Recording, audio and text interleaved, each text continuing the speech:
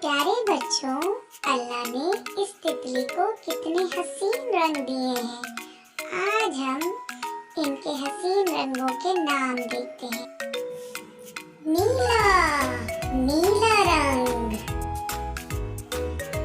नारंगी, नारंगी रंग। लाल, लाल रंग। सब्ज, सब्ज रंग। जामुनी, जामुनी रंग। पीला, पीला रंग। हल्का गुलाबी, हल्का गुलाबी रंग।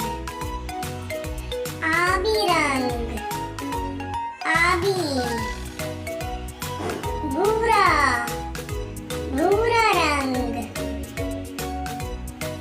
गहरा गुलाबी, गहरा गुलाबी रंग।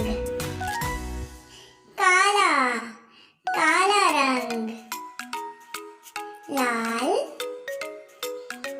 नीला, पीला, जामुनी, नारंगी, गहरा गुलाबी,